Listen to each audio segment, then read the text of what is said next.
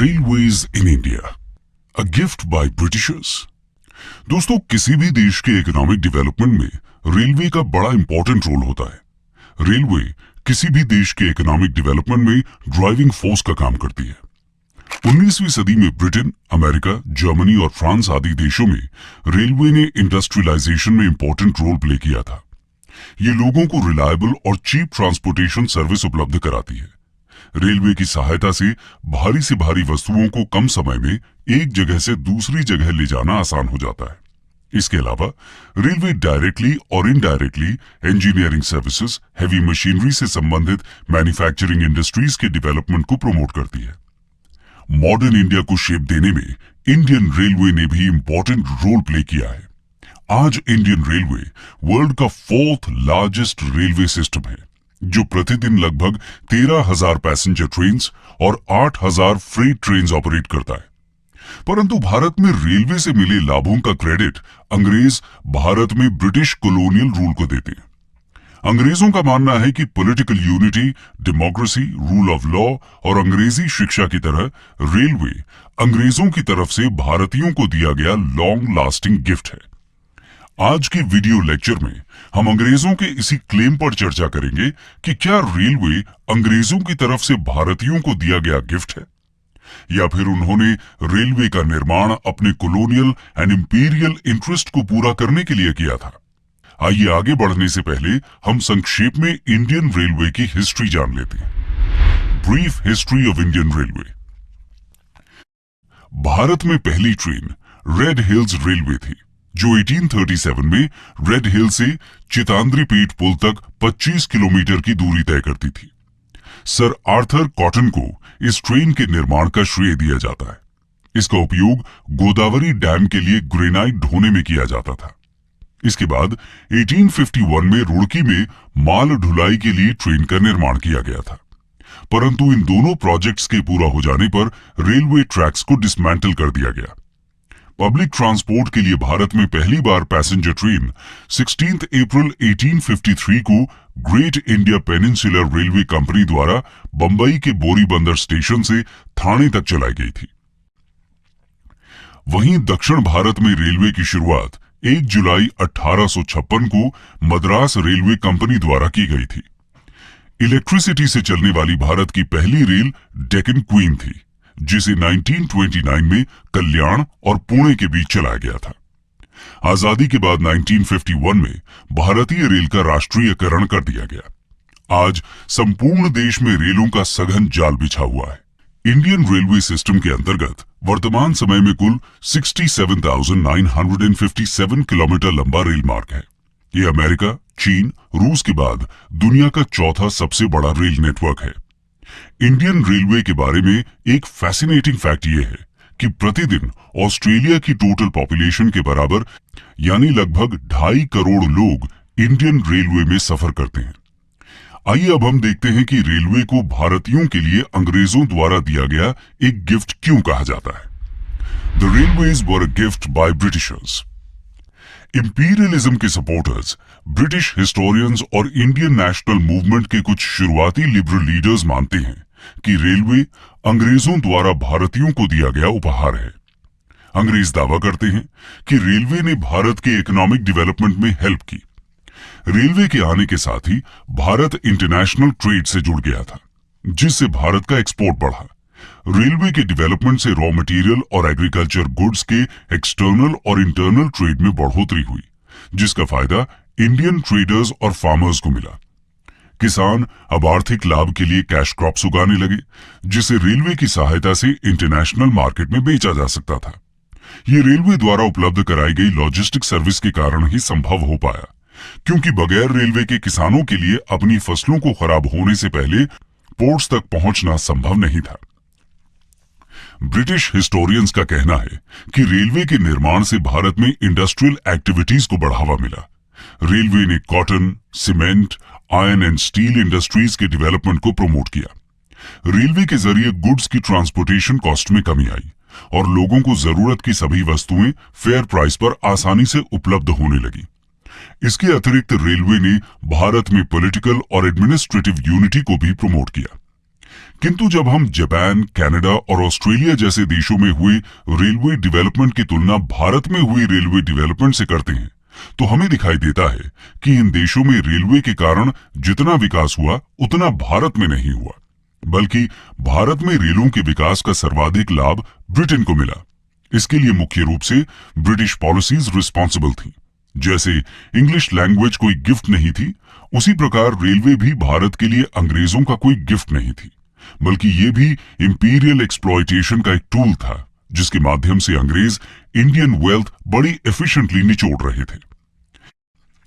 आइए अब हम देखते हैं कि किस प्रकार रेलवे के डेवलपमेंट ने भारत का आर्थिक रूप से शोषण करने में अंग्रेजों के लिए एक टूल के रूप में कार्य किया। The railways were a gigantic colonial scam. एक बार रेलवे पर हो रहे एक्सट्रावेगेंट एक्सपेंडिचर पर बोलते हुए तिलक ने इसे पड़ोसी की वाइफ के मेकअप पर होने वाले खर्च के समान बताया था। 1840 के आसपास ब्रिटेन में इंटरनेशनल ट्रेड एंड कॉमर्स के चलते काफी पूंजी इकट्ठा हो गई थी और ब्रिटिश इन्वेस्टर्स ऐसे क्षेत्रों की तलाश कर रहे थे जहां इन्वेस्ट करने पर उन्हें कम से कम जोखिम उठाना पड़े और मैक्सिमम रिटर्न मिल सके। भारत इसके लिए एकदम सही जगह थी। भारत पहले से ही एक ब्रिटिश कॉलोनी था जहां वो फेवरेबल टर्म्स पर कैपिटल इन्वेस्टमेंट कर सकते थे। इन्वेस्टमेंट पर मैक्सिमम रिटर्न के अलावा रेलवे डिपार्टमेंट इसलिए भी महत्वपूर्ण था कि इसकी सहायता से सेना को भारत के सुदूर प्रांतों में विद्रोह के दमन के लिए तेजी से डिप्लॉय किया जा सकता था। भारत में रेलवे डेवलपमेंट को इसी बैकग्राउंड में देखने की आवश्यकता है। भारत में रेलवे डेवलपमेंट से ब्रिटिश इंडस्ट्रीज के लिए रॉ मटेरियल आसानी से मिल सकता था और ब्रिटेन में बनी वस्तुओं के लिए सुरक्षित बाजार भी आसानी से उपलब्ध हो सकता था। इस प्रकार भारत में रेलों का निर्माण इंडियन इकोनॉमी को ब्रिटेन की इकोनॉमी के अधीन बनाए रखने के लिए किया गया था। इन ऑब्जेक्टिव्स को ध्यान में रखते हुए ब्रिटिश इंडियन गवर्नमेंट द्वारा भारत में रेलवे कंस्ट्रक्शन किया गया। इसके तहत ब्रिटिश इन्वेस्टमेंट पर 5% प्रॉफिट की गारंटी प्रदान की गई। इस सिस्टम के अंतर्गत प्राइवेट ब्रिटिश कंपनियों को सरकारी देखरेख में भारत में रेल निर्माण का कार्य सौंपा गया। गारंटी सिस्टम के पक्ष व विपक्ष में कई तर्क दिए जाते हैं। इसके पक्ष में मुख्य बात यह कही जाती है कि उस समय भारतीय पूंजी निवेश के लिए उपलब्ध नहीं थी और ब्रिटिश पूंजी का निवेश भारत में तब तक संभव नहीं था जब तक कि इन्वेस्टमेंट करने वालों को उनकी पूंजी पर प्रॉफिट की गारंटी नहीं दी जाती। लेकिन ये तर्क सही नहीं है, क्योंकि अमेरिका, कनाडा, ऑस्ट्रेलिया एवं यूरोप के अन्य देशों में रेलवे कंस्ट्रक्शन में ब्रिटिश इंडस्ट्रियलिस्ट बिना लाभ की गारंटी के इन्वेस्टमेंट कर रहे थे। ऐसे में एक ब्रिटिश कॉलोनी में अंग्रेजों को गारंटी देने की क्या आवश्यकता थी? यहां तो उन्हें किसी प्रकार का जोखिम भी नहीं लेना था। वास्तविकता ये थी कि इस गारंटी सिस्टम के जरिए ब्रिटिश एम्पायर भारत की संपत्ति का दोहन करना चाहता था। गारंटी सिस्टम के चलते अंग्रेजों ने रेलवे कंस्ट्रक्शन में किफायत से काम नहीं किया। जहां अमेरिका में 1 मील रेल लाइन के निर्माण में 2000 पाउंड खर्च हो रहे थे, वहीं भारत में अंग्रेज 1 मील रेल लाइन के निर्माण में लगभग 18,000 पाउंड खर्च कर रहे थे। इस प्रकार रेलवे कंस्ट्रक्शन इंडियन वेल्थ के एक्सप्लॉयटेशन का सबसे बड़ा जरिया बन गया। 1853 से लेकर 1900-1905 तक रेलवे लगातार घाटे में रही। इस घाटे को भारतीय राजस्व से पूरा किया जाता था। दादा भाई नौरोजी ने भी अपनी book poverty and un British rule of India में रेलवे को ड्रेन ऑफ वेल्थ का प्रमुख कारण माना है। रेलवे से जुड़ी सभी चीजें ब्रिटेन से इंपोर्ट की जाती थी। Steam locomotive, wagons, steel track से लेकर छोटे से छोटा पुर्जा भी इंग्लैंड से इंपोर्ट किया जाता था, जिसकी वजह से भारत में रेलवे से संलग्न इंजीनियरिंग इंडस्ट्री का डेवलपमेंट नहीं हो सका। वास्तव में अंग्रेज भारत में किसी भी प्रकार की मॉडर्न इंडस्ट्री के डेवलपमेंट के इच्छुक नहीं थे, परंतु धीरे धीरे भारतीय पूंजी की सहायता से भारत में cotton industry, coal, iron and steel, cement जैसे उद्योगों का विकास होना प्रारंभ हुआ, जबकि ब्रिटिश कैपिटल भारत में उन्हीं उद्योगों में लगी थी जिनसे ब्रिटिश इंडस्ट्रीज को रॉ मटेरियल की प्राप्ति होती थी। जैसे ब्रिटिश इन्वेस्टर्स ने भारत में जूट, चाय, कॉफी, रबर, तंबाकू, नील, गन्ना और अफीम प्लांटेशन में भारी मात्रा में निवेश किया। इस प्रकार भारत से गुड्स के एक्सपोर्ट का अधिकांश लाभ ब्रिटिश इंडस्ट्रियलिस्ट को मिलता था। अंग्रेज ये क्लेम करते हैं कि रेलवे के डेवलपमेंट से भारतीयों को रोजगार के नए नए अवसर उपलब्ध हुए। ये बात सही है कि रेलवे कंस्ट्रक्शन में बहुत सारे भारतीयों को रोजगार मिला, परंतु यहां भी हम देख सकते हैं कि भारतीयों को रेशियल डिस्क्रिमिनेशन का सामना करना पड़ता था। रेलवे कंस्ट्रक्शन और डेवलपमेंट से जुड़े सभी उच्च पदों पर केवल यूरोपियंस की नियुक्ति की जाती थी, जबकि रेलवे में निम्न पदों पर और कॉन्ट्रैक्ट वर्कर्स के रूप में भारतीयों की नियुक्ति की जाती थी। रेलवे ने ब्रिटिश माल को भारत के दूर दराज के अंदरूनी क्षेत्रों तक पहुंचा दिया था। भारत की हैंडीक्राफ्ट इंडस्ट्री ब्रिटेन के मशीन से बने सस्ते उत्पादों का सामना नहीं कर सकी, जिसके चलते भारत की सेल्फ रिलायंस रूरल इकोनॉमी तबाह हो गई और हैंडीक्राफ्ट इंडस्ट्री में लगे लोग बड़ी संख्या में बेरोजगार हुए। इससे कृषि पर जनसंख्या के दबाव में वृद्धि हुई। लैंड रेवेन्यू के बढ़ते दबाव और रेलवे के विकास ने भारत में क्रॉपिंग पैटर्न में बदलाव को प्रोत्साहित किया। किसान अब अधिक लाभ के लिए फूड ग्रेन्स को छोड़कर कॉटन, पटसन यानी जूट, चाय, कॉफी, अफीम, रबर, गन्ना जैसे कैश क्रॉप्स को उगाने लगे। इसका परिणाम यह हुआ कि देश में खाद्यान्न की कमी होने लगी और बार बार अकाल पड़ने लगे, जिनमें लाखों की संख्या में लोगों की जानें गईं। आइए अब हम रेलवे के भारत पर पड़ने वाले पॉजिटिव इफेक्ट्स की चर्चा करते हैं। Positive effects of building railways in India. Bharat में रेलवे के डेवलपमेंट ने देश के दूर दराज के इलाकों को एक दूसरे से जोड़ दिया। रेलवे ने भारत में पॉलिटिकल एंड एडमिनिस्ट्रेटिव यूनिटी कायम करने में निश्चित रूप से मदद की। रेलवे के विकास ने भारतीय लोगों के बीच भाषा और जातीय भेदभाव जैसे अनटचेबिलिटी को कम करने में मदद की। लोगों के बीच आपसी संपर्क बढ़ने और विचारों के आदान प्रदान से भारत में नेशनल यूनिटी को बढ़ावा मिला। नेशनलिज्म की इसी भावना ने आगे चलकर इंडियन नेशनल फ्रीडम मूवमेंट के लिए एक प्लेटफॉर्म तैयार किया। रेलवे डेवलपमेंट ने भारत में अर्बनाइजेशन को भी प्रमोट किया। दिल्ली, कलकत्ता, बंबई, मद्रास, आगरा, सूरत जैसे शहरों के रेल से कनेक्ट हो जाने से देश के दूर दराज से लोग रोजगार और अच्छे भविष्य की तलाश में इन शहरों में आने लगे। इसके अलावा इटारसी, टुंडला और मुगलसराय जैसे कुछ नए शहर रेलवे जंक्शन के इर्द गिर्द डेवलप हुए। अकाल के समय राहत सामग्री को एक स्थान से दूसरे स्थान तक ले जाने में सुविधा हुई।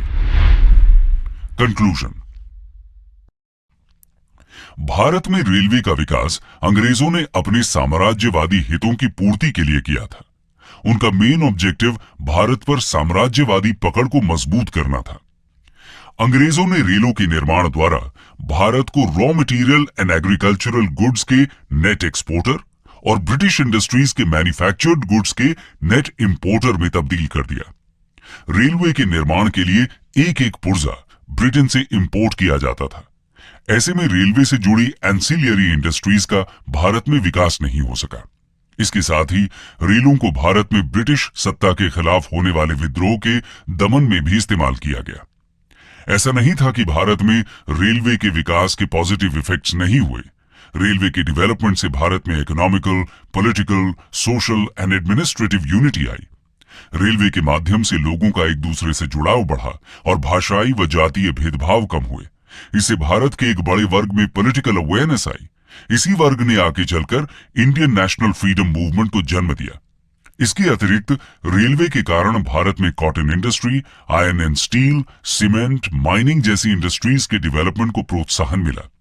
लेकिन इंडिया में रेलवेज के डेवलपमेंट के पीछे ब्रिटिशर्स का ये एम कभी नहीं था। वास्तव में अंग्रेजों द्वारा भारत में रेलवे का विकास ब्रिटिश कैपिटल के सिक्योर और गारंटीड रिटर्न को ध्यान में रखकर किया गया था। ऐसे में हम कह सकते हैं कि भारत में अंग्रेजों द्वारा किया गया रेलवे डेवलपमेंट भारतीयों को अंग्रेजों द्वारा दिया गया गिफ्ट नहीं, बल्कि इंपीरियल इंटरेस्ट्स को फुलफिल करने का ही एक टूल था।